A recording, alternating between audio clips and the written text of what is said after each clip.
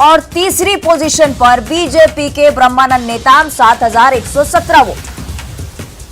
सही, ममता लांजेवार हमारे साथ लाइव जुड़ रही हैं और कांग्रेस की सावित्री मंडावी भी उनके साथ मौजूद हैं।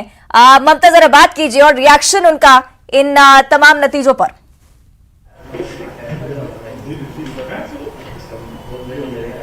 बिल्कुल, देखिए, आप कांग्रेस की प्रत्याशी सावित्री मंडावी हमारे साथ मौजूद है और लगातार वो दावे कर रही थी कि वही जीतेंगे। जो नतीजे आ रहे हैं जाहिर तौर पर वो यही इशारा कर रहे हैं, जो शुरुआती जो रुझान आ रहे हैं। सावित्री मंडावी हमारे साथ मौजूद है, उनसे बात करते हैं। ये जो नतीजे हैं उनको देखकर क्या कहेंगे? बिल्कुल, ये नतीजे जो है हमारे माननीय भूपेश बघेल जो सरकार है 4 वर्षों में जो विकास के लगातार कार्य कर रही है और इस क्षेत्र में स्वर्गीय मनोज सिंह मंडावी जो 3 बार इस क्षेत्र का प्रतिनिधित्व किया है, तो उनके विकास कार्य भी यहाँ इतने हुए हैं विकास कार्य, तो इन सबको देखते हुए यहाँ के मतदाता जो है बिल्कुल कांग्रेस के पक्ष में ही वोट दिए हैं। जी, अब आपको क्या ये उम्मीद थी कि शुरुआती रुझान से ही जो है वो कांग्रेस पार्टी इतनी मजबूत तौर पे नजर आएगी? बिल्कुल बिल्कुल, हम आपको पहले ही कहा है, ये सब विकास कार्यों को देखते हुए और यहाँ की जनता जो स्वर्गीय मनोज सिंह मंडावी के जो जनता के बीच आपसी जो संबंध था, उनका सभी से प्यार करना, सभी समाज को लेके चलना, सभी प्यार और दुलार इतना देते थे इस क्षेत्र में, उन सबको देखते हुए यहाँ के मतदाताओं ने हमको भरपूर सहयोग दिया और उनका अपार आशीर्वाद मिला है हमको। देखिए, अकबर कुर्राम जो है, जो सर्व आदिवासी समाज के जो कैंडिडेट हैं, वो भी अगर बात करें तो कड़ी टक्कर दे रहे हैं। पहले बीजेपी ये मान के चल रही थी कि अकबर कुर्राम जो खड़े हुए उसका सीधा फायदा बीजेपी को मिलेगा, लेकिन बीजेपी को नहीं मिला। बीजेपी तीसरे नंबर पर आ गई है। इसको किस तरीके से आप देखते हैं? लेकिन ये भी मानते हैं कि अगर अकबर कुर्राम को इतने वोट मिल रहे हैं तो कहीं ना कहीं समाज का एक धड़ा जो है वो उनके साथ खड़ा हुआ था। बिल्कुल, हम भी बिल्कुल आदिवासी भाई लोग है जो आरक्षण का जो मुद्दा उठाए थे, बिल्कुल उसी में हम थोड़ा सा पिछड़ गए थे, लेकिन 2 तारीख को हमारे सीएम भूपेश बघेल ने जो पास कर दिया और वो आरक्षण का मिल गया, उससे सभी लोग हमारे पक्ष में सब आ गए थे, तो सभी का आशीर्वाद सहयोग मिला। नोटा जो है वो नोटा करीबन 1300 से करीबन वोट नोटा के वो मिले। हर राउंड में अगर हम देखें तो आंकड़े चौंका रहे हैं। नोटा जो है वो हर राउंड में बढ़ता जा रहा है, तो उसको किस तरीके से देखेंगे कि दुर्ग, कोंदल और तमाम तरह के इलाकों में अगर नोटा जो है वो इतना बढ़ रहा है तो उसको किस तरह से देखेंगे ऐसे समय में जब सरकार भी ये दावा कर रही है कि उनका काम जो है हर व्यक्ति तक के पहुंचा है, बीजेपी विपक्ष के तौर पर अपने मजबूत होने का दावा कर रही है और सर्व आदिवासी समाज जो है वो दूसरे इश्यूज उठाने जो सर्व आदिवासी आरक्षण के इश्यूज उठाने की बात कर रहे हैं, लेकिन ये पूरा आदिवासी बहुल इलाका है। प्रत्याशी भी जो है वो आदिवासी ही खड़े हुए थे।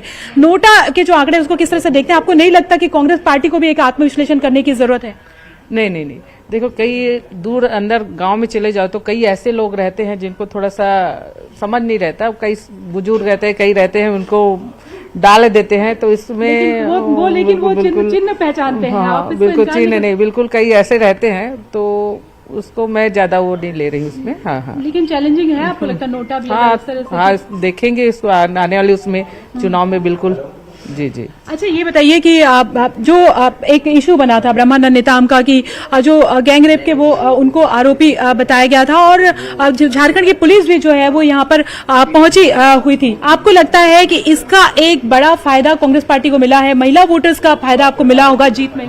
जरूर हमको महिला वोटर्स का पूरा फायदा मिला है और शुरू से अब उस समय 2008 में थे तो उस समय भी लोगों ने, यहाँ के मतदाताओं ने उनका कार्यकाल देखा है और स्वर्गीय मनोज सिंह मंडावी जी का कार्यकाल देखा है, तो बिल्कुल यहाँ के मतदाता जनता जो है बिल्कुल कांग्रेस के पक्ष में ही वोट दी है। जी, बीजेपी पहले ये कह रही थी कि जब ये भी बात हो रही थी कि सिंपैथी वोट भी, जब इस तरह के चुनाव होते हैं तो कहीं ना कहीं सिंपैथी वोट भी काम करते हैं और पार्टियों की जो स्ट्रेटेजी भी होती है कि जो भी दिवंगत जो जनप्रतिनिधि होते हैं उनके परिजनों को ही टिकट दी जाए, क्योंकि इसका एक कारण ये भी माना जाता है कि चूंकि वो जनप्रतिनिधि जो है वो अपना समय कार्यकाल नहीं पूरा कर पाते हैं अनफॉर्चुनेटली। दूसरी बात ये है कि जो उनके परिजन होते हैं उनके साथ एक सिंपैथी भी लोगों की जुड़ी हुई होती है। हम भी आसपास गए थे तो कई लोग बोल रहे थे कि हमने 5 साल के लिए मनोज मंडावी जी को चुना था, जो भी हुआ उसके बाद हम ये चाहते हैं कि उनको पूरा समय मिले और वो सावित्री मंडावी के रूप में हम दे रहे हैं। बीजेपी पहले इनकार करती थी कि कोई सिंपैथी वोट जो है वो काम नहीं करेगा, कोई सिंपैथी नहीं है, मनोज मंडावी से भी जनता नाराज चल रही थी, ये बीजेपी कह रही थी। आपको लगता है कि बीजेपी के जो नतीजे आ रहे हैं उससे बीजेपी के ये जो दावे हैं कहीं ना कहीं ये भी उल्टे पड़े हैं? बिल्कुल कोई जनता, मैं तो पूरा क्षेत्र में घूमी, जनता बिल्कुल नाराज नहीं थी, बल्कि जनता बहुत खुश थी। मैं जहां जहां भी गई, जिस जिस क्षेत्र में घूमी, बिल्कुल खुद जनता, वहां की जनता जो है, वहां के मतदाता जो है, इनके विकास कार्यों को गिनाती थी।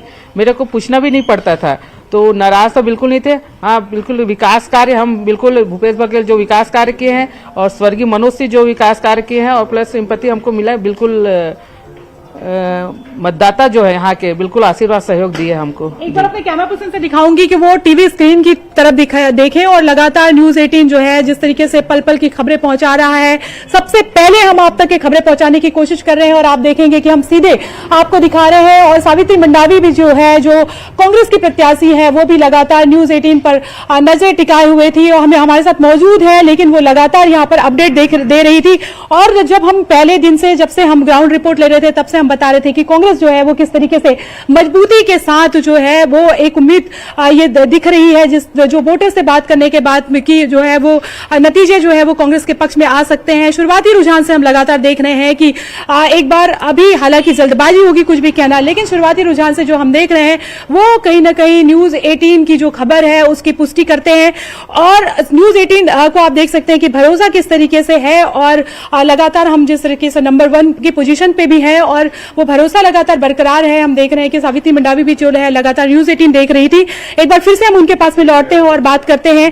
अभी अगर आप, हालांकि आप तो आश्वस्त हैं और जो रुझान आ रहे हैं वो भी इस तरह से बता रहे हैं, जीतती है तो आपकी प्रायोरिटी क्या होंगी?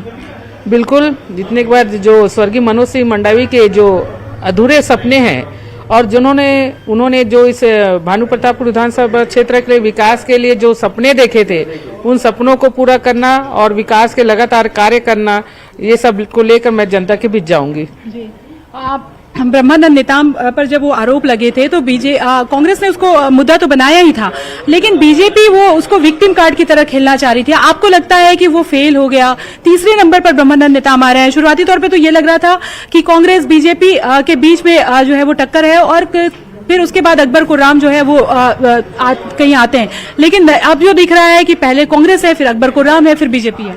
बिल्कुल, मैंने पहले ही आपको कहा, बिल्कुल विकास कार्य इतने किए हैं तो वो बिल्कुल फेल हो गए, इसमें पीछे हो गए हैं।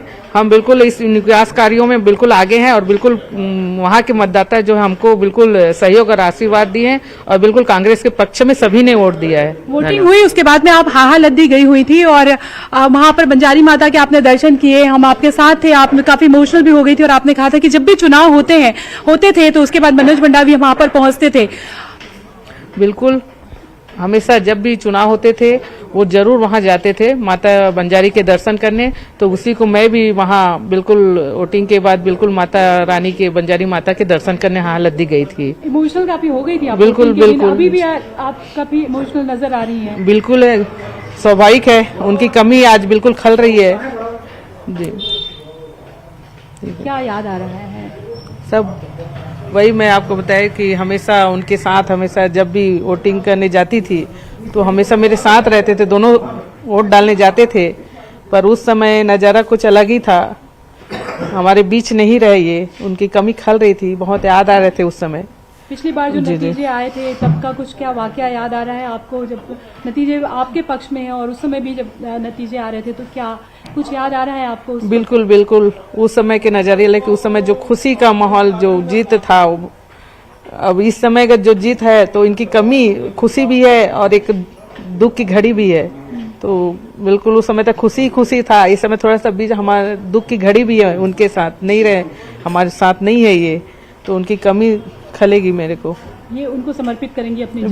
बिल्कुल, उन्हीं की जीत, उन्हीं के आशीर्वाद से, उन्हीं के उससे मेरे संबल मिला, उन्हीं के आशीर्वाद में आगे बढ़ते गई, चुनाव प्रचार करते गई, सब उन्हीं के आशीर्वाद से।